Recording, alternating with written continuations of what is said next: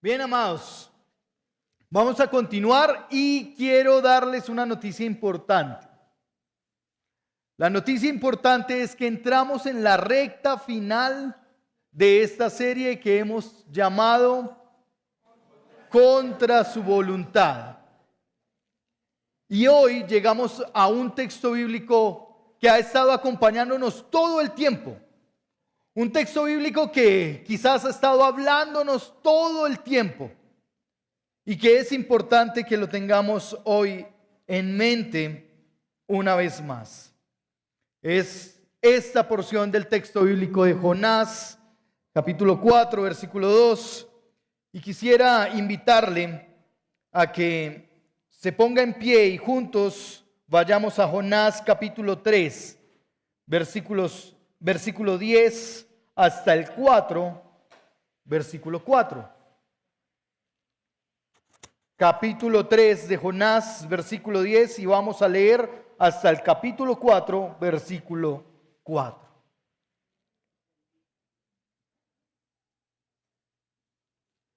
¿Ya todos tenemos la porción? Bien, qué bueno que ya es más fácil buscar Jonás, ¿no? Ya no se pierde tanto en la Biblia. Parece ser que ya lo estamos reconociendo con más facilidad y eso me alegra.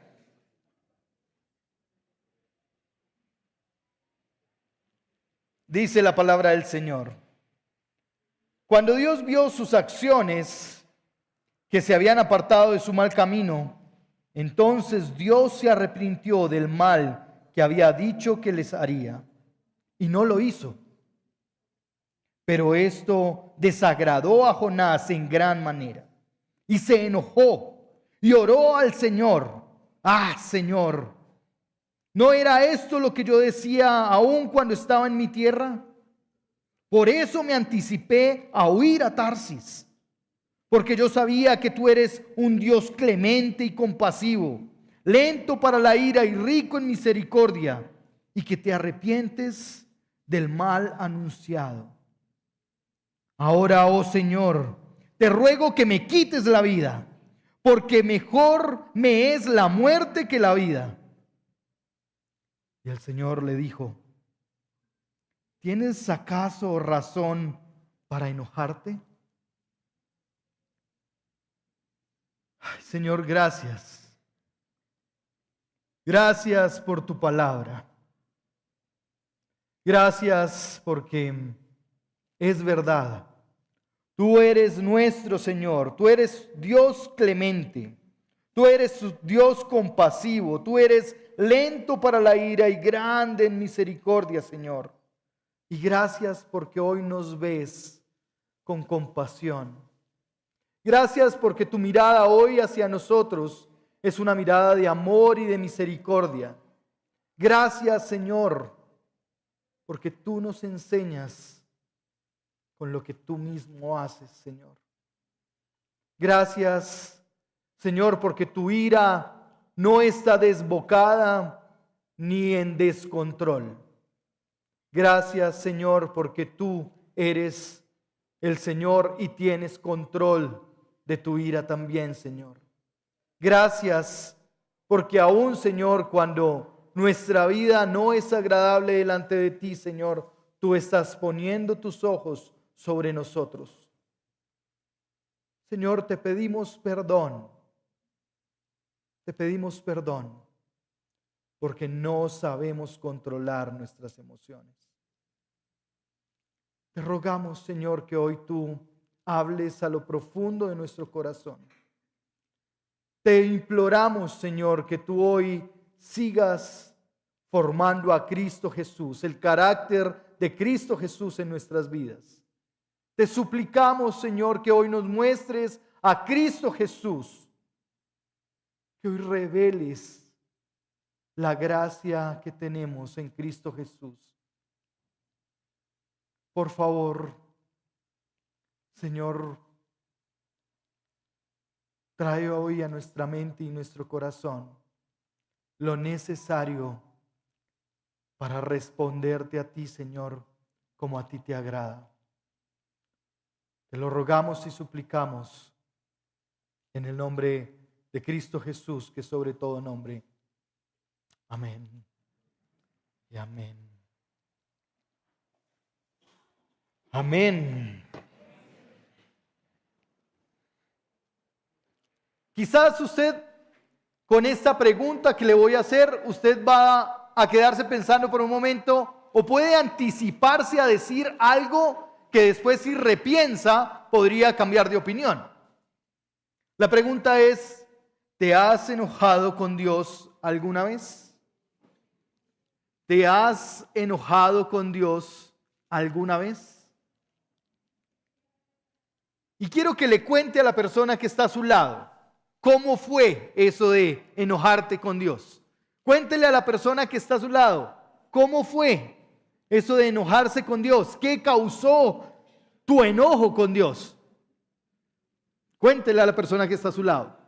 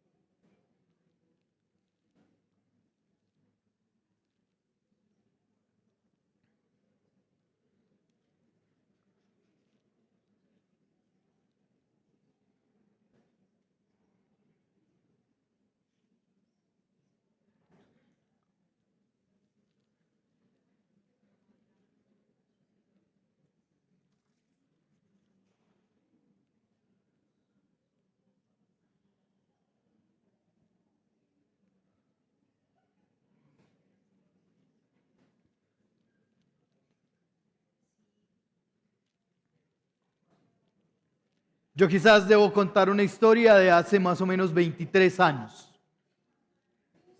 Cuando estaba culminando mi tiempo de colegio, venía la excursión, lo que quizás todos esperamos, ¿no? Venía ese momento en el que te vas con tus amigos de colegio y no a pensar en trabajos, no a pensar en... Y resulta que para ese momento estaba una de las misioneras aún en la iglesia y en diálogos mis papás se confabularon con la misionera y decidieron no dejarme ir a la excursión. Y yo me enojé. Y me enojé no solo con ellos, ¿no? Sino con el Señor.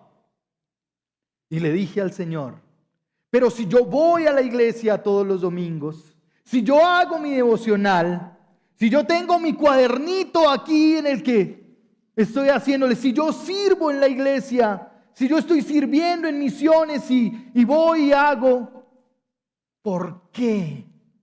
¿Por qué no puedo ir? Y recuerdo que eso empezaba un fin de semana, ¿no? Esa decisión fue el viernes y el sábado ellos salían y bueno, yo ese domingo decidí no venir a la iglesia porque estaba enojado. Entonces estaba enojado y quería demostrar mi enojo de alguna forma. Entonces no vine a la iglesia. El hecho es que pasó toda la semana de la excursión, del tiempo fuera, y los amigos vuelven. Y vuelven con historias terribles, terribles. Que a 2 de ellos no les iban a dejar graduar en la ceremonia, sino que tendrían que hacerlo por ventanilla. Y otros problemas más de todo lo que pasó durante ese tiempo.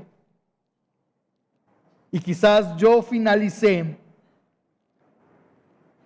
y cuando leí la última pregunta del versículo 4 del capítulo 4, yo dije, Señor, eso era para mí. ¿Por qué te enojas? ¿Tienes acaso razón de enojarte? Y en mi reflexión yo le decía al Señor, definitivamente no. Definitivamente no. Pero es interesante, porque hay cosas que son inesperadas. Esas noticias son inesperadas y otras más son inesperadas. Y hoy tenemos en el texto bíblico algo inesperado, lo inesperado. Ese es el título de esta exposición bíblica, lo inesperado.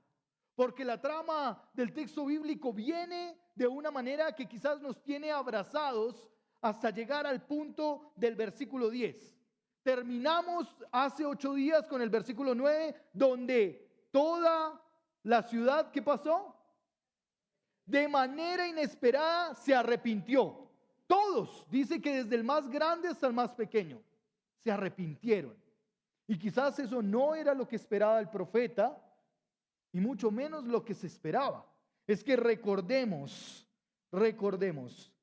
que ya habían sucedido acontecimientos antes donde Dios había aplicado su justicia, su juicio. ¿Recuerda el diluvio? ¿Y fue por qué? Porque al Señor le pesó haber creado al ser humano. Dice que el Señor se entristeció de haber creado al ser humano y mandó un diluvio para volver a empezar. Pero eso mismo pasa, quizás no con agua, pero sí con fuego en Sodoma y Gomorra. El Señor desciende para hacer juicio sobre esas naciones y arrasa con las naciones. Arrasa con la población y hasta con los perros. Se lleva todo el Señor. Y es que esto era lo que anunciaba Jonás. Recuerda versículo 4 del capítulo 3. ¿Cuál era el anuncio de Jonás? Dentro de 40 días, Nínive será arrasada. Es decir, la sentencia parece ser que estaba dada. El resumen que nos está trayendo Jonás de los sermones que estaba predicando Jonás en Nínive, el resumen es: Nínive será destruida, va a ser arrasada. No es que podría llegar a ser arrasada. No, para Jonás es: Nínive será arrasada, será destruida. Lo inesperado y no común es que la Escritura nos hable del arrepentimiento de Dios. ¿Ve usted el versículo 10? ¿De quién habla que se arrepiente? Versículo 10 del capítulo 3. Cuando Dios vio sus acciones, que se habían apartado de su mal camino, entonces Dios se arrepintió del mal que iba a hacer. Y es que el arrepentimiento del Señor está fundamentado en la respuesta del pueblo al mensaje que Dios había enviado. Dios está tomando ahora una decisión y el arrepentimiento debemos entenderlo como que Dios está cambiando de idea o está echándose para atrás en lo que había decidido. Dios había decidido traer juicio a Nínive, pero ahora lo que está viendo en los habitantes de Nínive, porque vea la primera frase, ¿qué hizo Dios? Pueden leerlo, la primera frase del versículo 10 del capítulo 3. Cuando Dios vio, es decir, la mirada del Señor estaba sobre los habitantes de Nínive. No estaba solo sobre el pueblo de Israel, que quizás es lo habitual que pensamos. Dios mira a aquellos que le aman, pero Dios también mira a aquellos que están haciendo las cosas que no le agradan a Él. Y Dios está con su mirada puesta sobre los habitantes de Nínive y viendo lo que está sucediendo con ellos, entonces Dios se arrepiente, Dios cambia de idea. Dios se echa para atrás en la decisión que había tomado frente a Nínive. Si bien la reacción del pueblo y los gobernantes fue algo inesperado, porque creyeron el mensaje, también podríamos pensar que hay algo aquí de satisfacción de Jonás. Cuando leemos hasta el versículo 4 del capítulo 4, vemos algo inesperado, no solamente de lo que Dios hizo, sino también vemos algo inesperado de lo que pasó con Jonás. Y antes quizás de ir allá, podemos decir que Jonás quizás disfrutaba diciendo: Nínive se va a acabar, el Señor los va a arrasar. Por el carácter de Jonás, podríamos pensar que él estaba aún disfrutando que Dios iba a traer juicio sobre aquellos que no creían. Pero vean lo inesperado que hace el Señor. Toda la nación cree y ahora está pasando algo aquí. Y quizás frente al anuncio y frente a el mensaje que estaba trayendo Jonás, podríamos decir que Dios ya había decidido destruir a Nínive, ¿verdad? Si nos basamos en el versículo 4 del capítulo 3. Pero también podríamos decir que Jonás no esperaba que Dios hiciera algo diferente más que traer juicio para Nínive. Jonás no estaba esperando que Dios tuviera misericordia con los 120,000 habitantes de Nínive. Jonás estaba esperando que viniera juicio sobre ellos. Y quizás había un sabor a disfrute ahí en medio de esto de Jonás. Pero por último, Dios anhelaba que la respuesta de Nínive fuera de arrepentimiento, fuera de reconocimiento hacia Él, tal y como sucedió. Esos primeros versos del capítulo 3 muestran todo lo que Dios anhelaba al mandar el mensaje. Es que Dios no anhelaba destruir, porque Él es poderoso y tiene la capacidad de hacerlo. Dios anhelaba ver cómo una nación completa se arrepentía y se volvía de su mal camino, se arrepentía de sus actos violentos y entonces venían para estar delante del Señor. Ese era el anhelo del Señor. En conclusión, el mensaje enviado por Dios tiene un deseo de parte de Dios y otro deseo de parte del profeta. Mientras que el predicador esperaba el momento en que los habitantes de Nínive olieran a carne asada, el Señor estaba anhelando, estaba deseando ganar el corazón de los ninivitas. Que se volvieran, como dice el capítulo 3, versículo 8, que se volvieran de su mal camino. Dios vio, le causó quizás amor entrañable ver cómo sus hijos, cómo sus criaturas se arrepentían. El mensaje para Nínive tuvo el fin, el propósito que Dios quería que tuviera. Eso era lo que el Señor quería que sucediera con los habitantes de Nínive. El propósito final era que se arrepintieran, que se volvieran de su mal camino. El propósito final no era acabar con una nación, con una ciudad. Dios vio la forma en que respondieron. No importa qué tan grande era la ciudad. No importa cuántos kilómetros tenía de radio. No importa cuántos habitantes tenía. Dios estaba viendo cada corazón arrepentido que se volvía de su mal camino. Y a Dios le agradó eso. No importa qué tan poblada esté la tierra, la mirada del Señor está puesta y está esperando la respuesta de cada uno de nosotros. No importa cuántos habitantes hay en Bogotá, no importa cuántos habitantes hay en Colombia, hoy el Señor mira nuestro corazón, mira nuestra vida, mira lo que hacemos.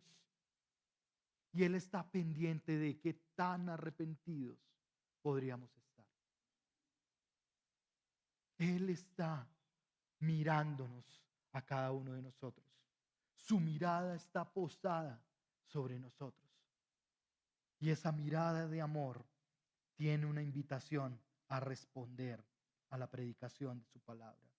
Esa respuesta que tuvo allí toda la ciudad de Nínive dibujó quizás una sonrisa en el rostro del Señor al ver que su propósito se estaba cumpliendo. En algún momento mientras estudiábamos Jonás, pudimos llegar a imaginar que el Señor estaba en su trono con el mazo de juicio sobre Nínive. Podríamos llegar a imaginar que Dios estaba con el mazo de juez listo para dar el veredicto y que se acabara Nínive. Quizás ese fue el primer imaginario que vino a nosotros con el mensaje. Pero la imagen realmente del Señor y que debe quedar en nuestra mente es Dios mirando el corazón. Es Dios como un padre extiende sus brazos abiertos para recibir a sus hijos arrepentidos. No es solo un Dios que va a dar un dictamen.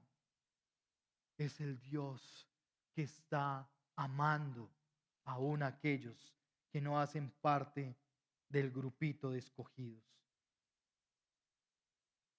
Pedro en la segunda carta afirma lo siguiente: el Señor no se tarda en cumplir sus promesas, según algunos entienden la tardanza, sino que Él es paciente para con ustedes, no queriendo que nadie perezca, sino que todos vengan al arrepentimiento.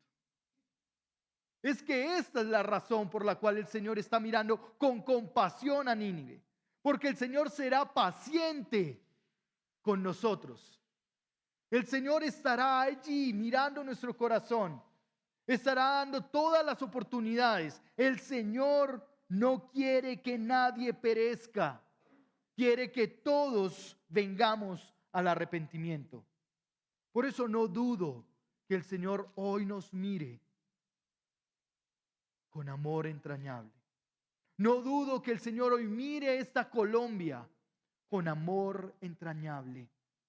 No dudo que mire nuestras familias con paciencia, con amor entrañable.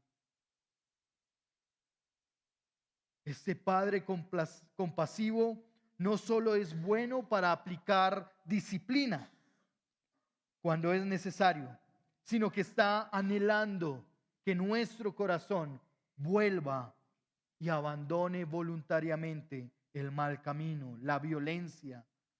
Pero no la violencia que quizás podemos ejercer con la tortura, como los asirios. Quizás la violencia de nuestra lengua, porque wow, si podemos ser violentos con nuestra lengua. Quizás la violencia de nuestra mente, de esos pensamientos con los que estamos luchando vez tras vez. El Señor está esperando que nos volvamos de nuestra violencia, aquella violencia que se ejecuta con la ironía, con el desacato, con la habladuría, con el chisme. El Señor desea que hoy nos volvamos nosotros de nuestro mal camino, que nos volvamos de nuestra violencia. Amados, el Señor hoy está mirando nuestro corazón. Y al mirar nuestro corazón, el Señor está deseoso de ver cómo vamos a responder a la predicación de su palabra. Cómo vamos a darle respuesta a Él. Él está esperando que tú tomes una decisión y que tu corazón decida por identificarse con el Señor, con su amor, con su verdad, para que entonces el Señor nos inserte, nos injerte nuevamente a su pueblo. Que nuestro corazón hoy responda al mensaje de Dios con arrepentimiento. Que nuestro corazón hoy responda al mensaje de Dios con alabanza, con gratitud. Que nuestro corazón responda hoy a la predicación de su palabra con exaltación. Porque el capítulo 4 nos deja ser testigos de la forma en cómo respondió Jonás en su corazón. Y si bien tenemos el panorama ya claro de cómo respondió la gente de Nínive, los malos, cómo respondieron creyendo al Señor, ahora el capítulo 4 nos pone cómo los buenos responden a lo que Dios hace. Vea conmigo el capítulo 4, y esta es lo inesperado de Jonás. Quizás hasta aquí deberíamos esperar que Jonás termine levantando sus manos al cielo diciendo: gracias, Señor, porque lo que me mandaste a hacer fue todo un éxito. 120,000 en solo un día. 120,000 arrepentidos en solo un día. Y este hombre debería estar feliz, glorificando al Señor, llamando a todos para venir a alabar. El bueno, ¿cómo responde delante del Señor? Vean el versículo 4, el versículo 1. Pero desagradó a Jonás en gran manera y se enojó. ¿Cómo reaccionó Jonás? Sin duda alguna, la respuesta de Jonás es inesperada. Quizás pensamos que ya lo que había vivido Jonás era suficiente para que se ubicara en lo que tenía que hacer. ¿Es que acaso no fue suficiente todo lo que vivió cuando fue tirado al agua? ¿Es que no fue suficiente todo lo que tuvo que vivir durante ese tiempo? Pero parece ser que era remordimiento y no arrepentimiento. Y aquí Jonás otra vez. Lo interesante de esto es que en medio de lo que le desagradó y de su enojo, él ora a Dios. ¿Y cuál es la primera expresión? ¡Ah, Dios! ¡Ah! Yo sabía, Señor. Yo sabía que tú lo ibas a hacer. Pero vean que esta oración de Jonás tiene todos unos componentes que deberíamos revisar. Porque lo que le desagrada y le enoja a Jonás es insólito. Le está desagradando que el Señor tenga misericordia y gracia con alguien. Le desagrada que su respuesta sea favorable para con la humanidad. Se enoja porque a los otros, a los que considera sus enemigos, les pasan cosas buenas. Está enojado porque no le pasan cosas buenas a él, sino a los demás. Y quizás lo que le podría pasar mejor a Jonás era que todos los ninivitas hubieran muerto. Pero ahora vamos a ver cómo reacciona Jonás frente a ese desagrado y ese enojo, que es contrario a la labor de un profeta, que es contrario a la labor de el misionero que el Señor está encargando, que es contrario. Es un desborde de emociones, quizás allí acumuladas, porque nos ubica. Vea usted cómo nos ubica. Los versículos 2 y 3 muestran la molestia, pero muestran el contenido de la oración de Jonás. Y nos ubica en un primer momento en el versículo 2a, en la primera parte del versículo 2, nos ubica qué es la oración de Jonás, pero nos ubica que él ya había tenido una discusión con Dios frente al tema. ¿Ve usted lo que dice el versículo 2? Dice, oró al Señor y dijo: Señor, ¿no era esto lo que yo decía cuando estaba todavía en mi tierra? Nos está ubicando qué pasó antes del capítulo 1 de Jonás. Nos está diciendo qué pasó antes, lo que no está escrito. Y era que ya él estaba discutiendo con el Señor, diciéndole al Señor, es que por eso me fui para Tarsis, Señor, porque yo sabía que tú ibas a hacer algo como eso. Yo sabía que tú eras capaz de hacer algo como esto con los ninivitas. Y el enojo de Jonás era eso, que él no consideraba que eso era lo que merecía los ninivitas. Desde el concepto de Jonás, lo que merecían los ninivitas era el resumen del mensaje: destrucción, muerte, aniquilación para los ninivitas. Y ahora está enfadado, orando al Señor y justificándose. Por eso es que yo me fui para Tarsis. La autojustificación viene a ser un elemento importante para Jonás. No es que yo haya decidido por mí mismo, es que tú me obligaste a hacerlo. Y se autojustifica. Yo me fui para Tarsis porque es que yo sabía que tú te ibas a poner a hacer cosas con ellos.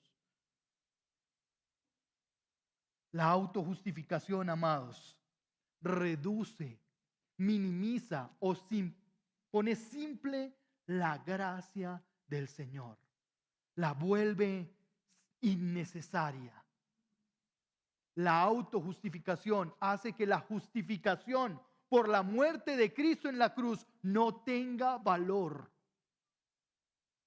Cuando nos autojustificamos, estamos opacando la gracia y la obra de Dios a través de Cristo Jesús. Y es esto lo que pasa con Jonás allí. Se autojustifica y empieza todo el desborde de sus emociones. Pero vea la segunda parte del capítulo, del versículo 2. Porque yo sabía que tú eres un Dios que clemente y compasivo. ¿Puede leerlo ahí? Lento para enojarte y lleno de amor inagotable, que estás dispuesto a perdonar y no destruir a la gente. Jonás no está de rodillas dando gracias al Señor y haciendo esta afirmación en su oración. Quizás si la vemos ahí, sin el contexto, podríamos pensar: qué lindo corazón de Jonás. La tenía clara, ¿no? La tenía clarita. Si viéramos solo ese verso ahí, diríamos: Jonás estaba realmente metido con el Señor. Pero cuando vemos lo que está pasando con Jonás y la forma en que está orando, sabemos que hay desprecio en su corazón, que está luchando en su corazón, porque no considera que Dios aplique su misericordia, su compasión, su amor inagotable con alguien que no lo merece. Y es que fácilmente entramos en eso, amados. Nosotros llegamos a determinar quién sí merece el amor del Señor y quién no merece el amor del Señor. Quién sí merece el perdón del Señor y quién no merece el perdón del Señor. Llegamos a determinar si realmente el Señor es bueno porque hace bien a los que le aman. El Señor está allí mostrándole a Jonás y vemos que Jonás tiene algo en su mente, porque vea lo que dice el texto bíblico. ¿Cómo dice la primera frase de la segunda parte del versículo? Yo sabía. Está hablando desde aquí, desde su mente. Yo tengo esta información, yo sé esto acerca de ti. Yo sé que tú eres así, pero de eso a una convicción realmente quizás hay mucha distancia.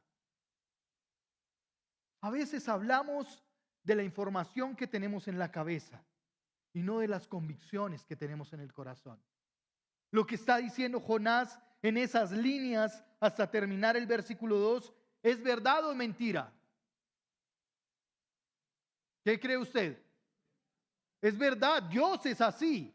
Pero para Jonás Dios no debería ser así con Nínive. El carácter de Dios Cree Jonás que no se aplica para él o para ellos.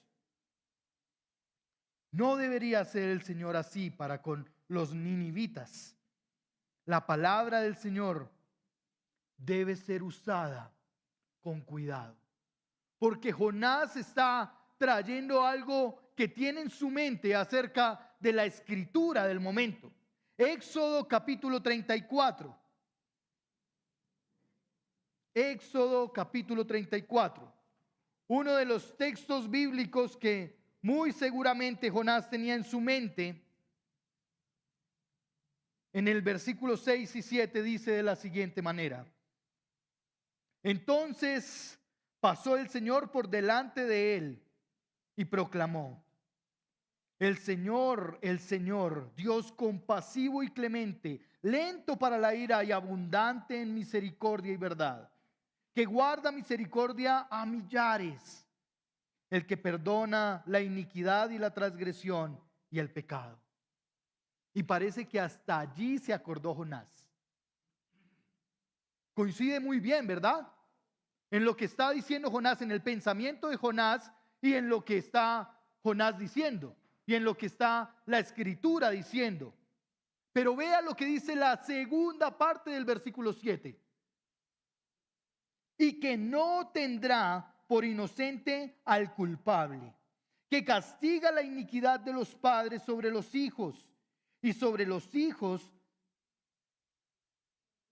de los hijos hasta la tercera y cuarta generación. Es decir, Dios es un Dios de incomparable amor y misericordia, pero es un Dios que también da juicio. Es un Dios que también es de mano dura, de mano fuerte, que Dios no perdonará, dice, o no dará por inocente al culpable. No es un Dios de solo amor y paz. Es un Dios que también trae justicia. Su carácter es justo. Y ahora Jonás maneja la escritura de tal manera para dejar a Dios como el compasivo y bondadoso bonachón. Cuando quizás en el pensamiento de Jonás Dios tenía que aplicar juicio para esta nación. Definitivamente la mirada de Jonás no es la misma mirada del Señor.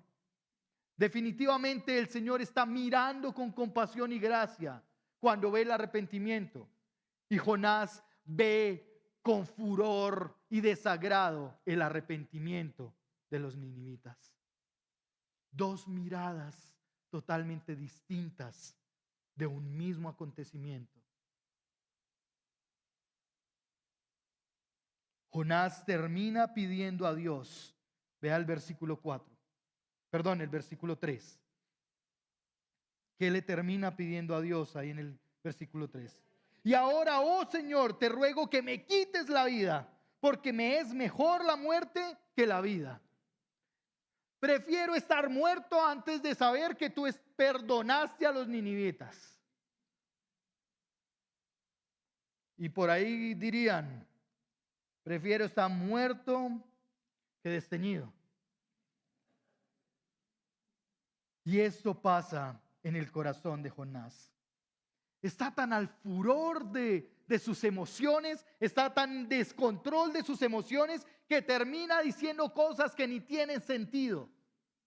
Si el Señor acaba de rescatar su vida y lo acaba de librar de la muerte, y el Señor termina haciendo su propósito allí en Nínive, ahora Jonás está ardiendo en furia y en enojo y diciendo cosas sin sentido. Y es que eso suele suceder cuando estamos enojados, ¿no? Terminamos diciendo cosas que no tienen sentido, terminamos afirmando cosas que quizás no queríamos decir y de las cuales probablemente después nos estamos arrepintiendo. Jonás realmente creyó que podría usar a Dios para cumplir su propósito. Eso que está pasando con Jonás es porque Jonás creía que iba a haber la destrucción de Nínive. Y eso era lo que él esperaba.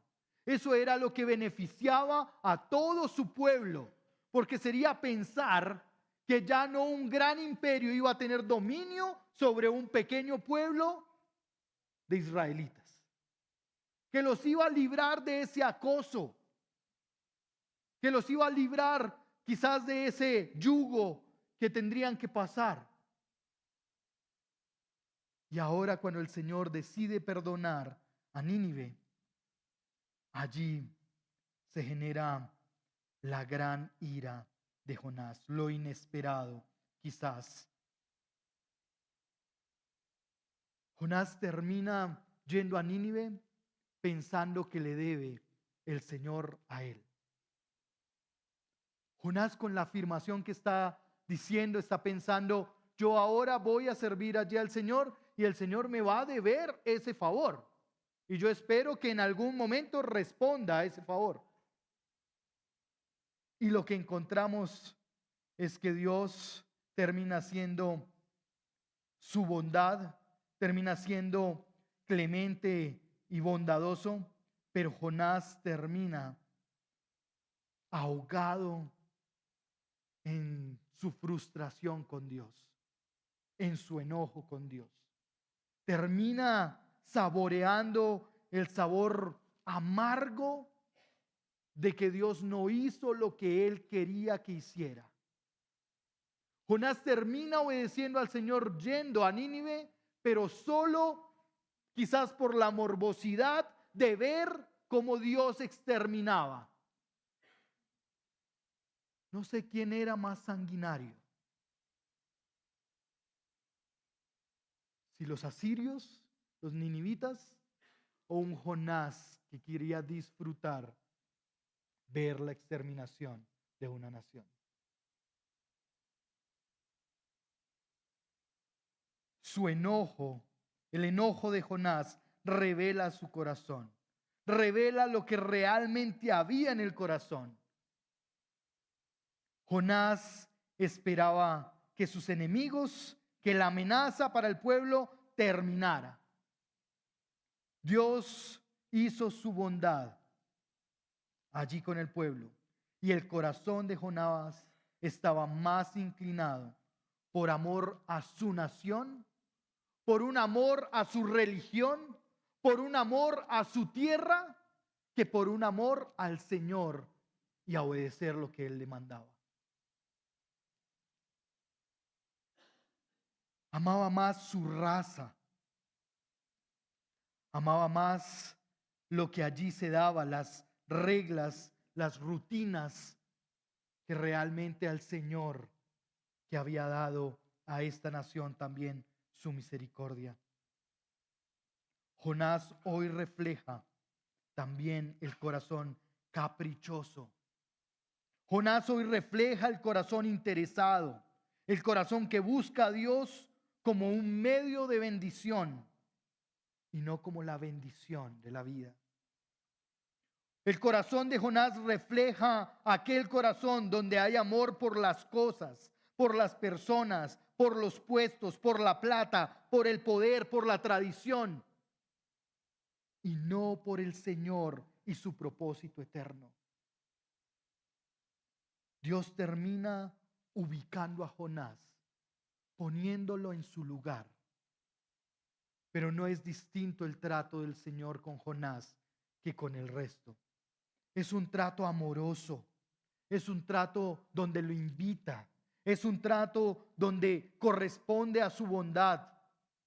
Y es esa pregunta, las preguntas pedagógicas del Señor, como una forma de enseñarnos. La pedagogía del Señor con Jonás fue hacerle una pregunta para que Jonás pudiera reflexionar.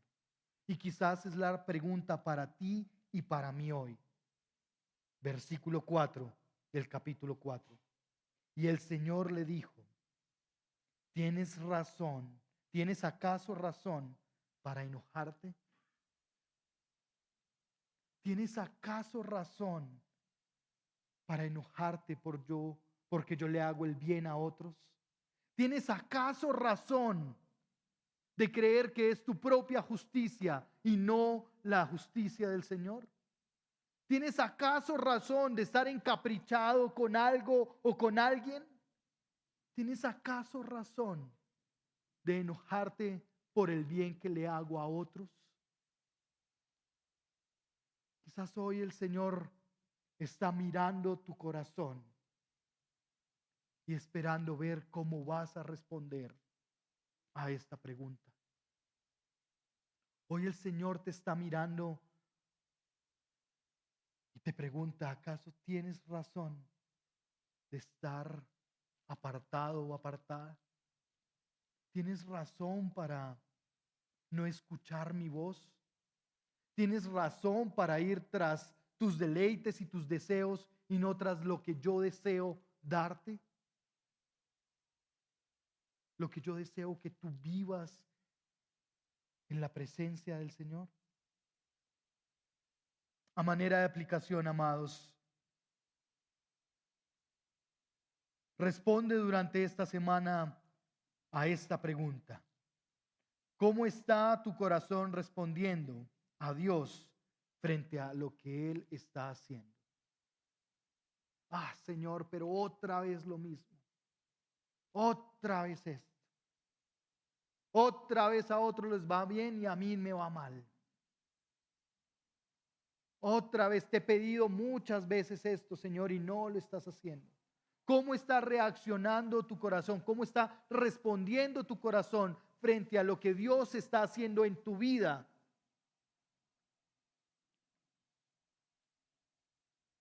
Si Dios hoy escribiera públicamente lo que encuentra hoy en tu corazón, ¿qué crees que escribiría?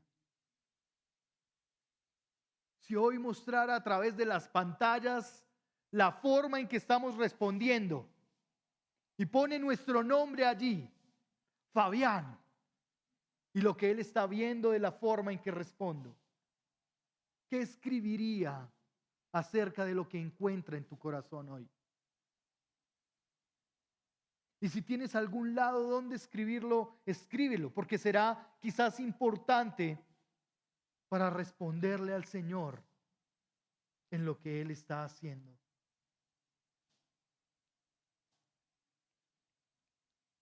¿Cómo estás respondiendo?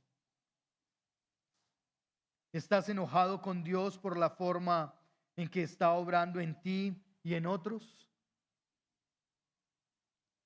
¿Estás enojado porque ves que Dios obra en otras familias, en otros matrimonios, en otros hijos, en otras empresas? Y quizás sientes que Dios no está mirándote a ti. ¿Sientes que no has sido perdonado o perdonada? Durante la semana, cuando te enojes profundamente, reflexiona. Tu enojo, ¿qué está revelando de tu corazón delante de Dios? Cuando te enojaste porque no pasó lo que tú querías que pasara, reflexiona. ¿Qué está mostrando tu corazón delante de Dios con eso?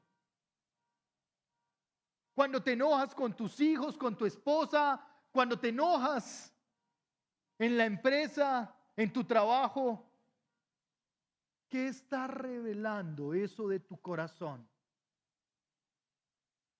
¿Qué está mostrando eso de tu carácter? Quizás hay un poco del viejo Jonás en nuestras vidas. Quizás hay un poco de ese fariseo, de ese profeta pródigo en nuestros corazones. De ese profeta caprichoso que desea que Dios obre bajo su voluntad y no sujetarse a la voluntad de Dios. Por un momento, inclina tu rostro.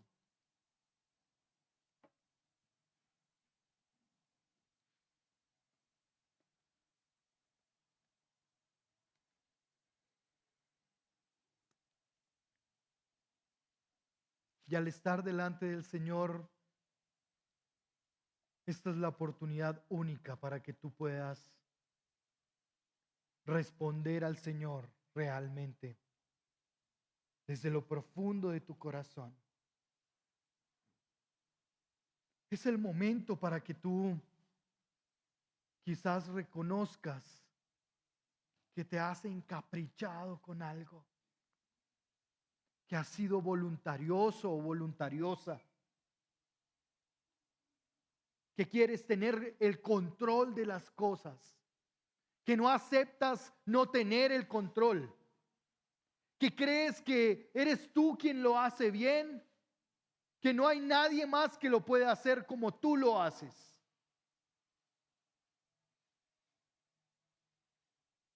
Quizás es el momento para decirle al Señor, perdón porque aún he querido que te sujetes a mi estilo de hacer las cosas, a mi manera de hacer las cosas, Señor. Quizás he pensado, Señor, que yo tengo la razón.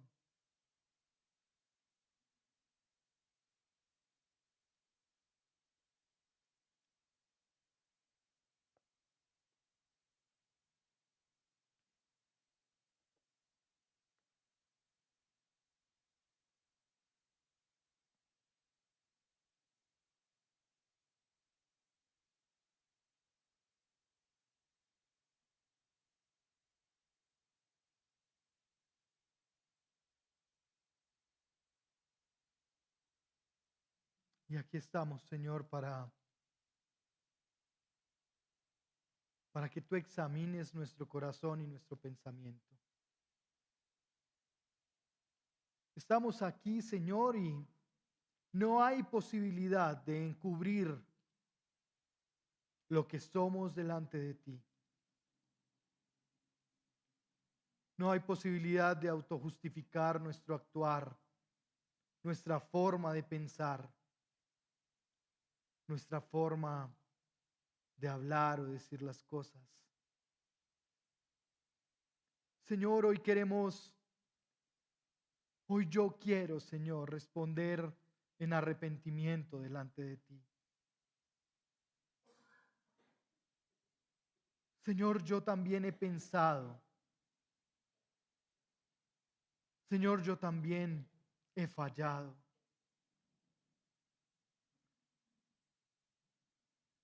Y nos ponemos, Señor, delante de ti.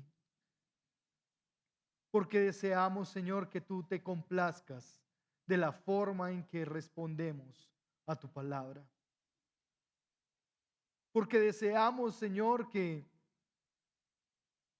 al dejar voluntariamente, Señor, nuestro pecado, que al dejar y abandonar las prácticas desagradables delante de ti, que abandonar nuestro enojo, Señor, infundamentado, tú, Señor, te complazcas, te alegres. Tú, Señor, quizás te arrepientas de aquello que has determinado para nosotros. Señor, yo ruego que por lo que tú hoy ves en el corazón, tú, Señor, cambies de idea de nuestro futuro. Que podamos tener certeza de la eternidad en Cristo Jesús. Que podamos tener la confianza que tú, Señor, perdonas el pecado, que eres misericordioso. Y hoy no hablamos, Señor, desde el enojo, quizás como Jonás. Hablamos, Señor, desde la súplica, desde el deseo, Señor, de que tú te apiades de nosotros, de que tú tengas misericordia de nosotros, Señor, porque hemos fallado, porque hemos errado, porque de continuo, Señor, nuestro corazón se ha inclinado al mal. Señor, por favor, ten misericordia. Ten misericordia de esta tu iglesia. Ten misericordia de las familias aquí representadas. Ten misericordia de las mamás y los papás que luchan con sus hijos, Señor. Ten misericordia de los hijos, Señor, que luchan día a día con sus papás. Ten misericordia, Señor, de esta nación que de continuo, Señor, inclina su corazón hacia el mal. Ten misericordia, Señor, de nuestros hijos.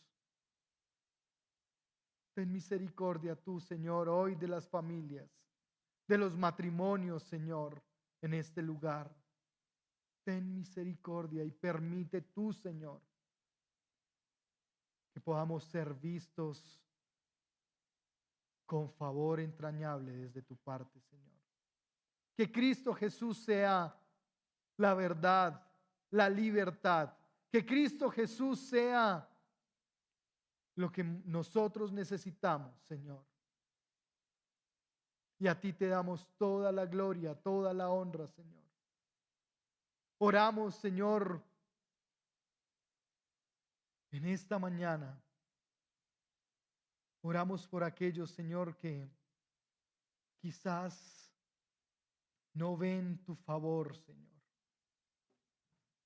Oramos por aquellos que hoy se duelen, por aquellos que hoy tienen pérdidas y que quizás en medio de las emociones, en medio de las formas en cómo están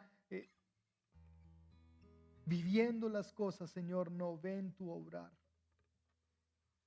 Oramos, Señor, que tú traigas paz. Oramos, Señor, que tú traigas tranquilidad.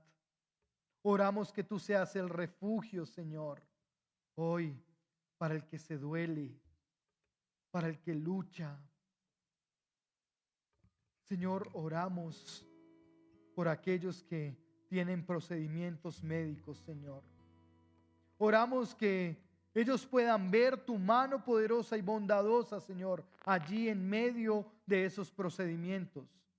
Oramos, Señor, para que tú seas guardando la vida, Señor, y mostrando tu favor. Oramos, Señor, por la iglesia, aquella iglesia en Cumaral que perdió su pastor. Oramos, Señor, que tú traigas consuelo para ellos. Oramos que tú seas, Señor, allí, secando las lágrimas, animando, Señor. Padre, por favor, que no seamos más nosotros, que sea Cristo en nosotros, por favor, Señor. Ayúdanos en medio de las vivencias, Señor. Ayúdanos en medio de las dificultades y permítenos ver a Cristo Jesús obrando a favor nuestro. Te lo rogamos, te lo imploramos en el nombre de Jesús. Amén.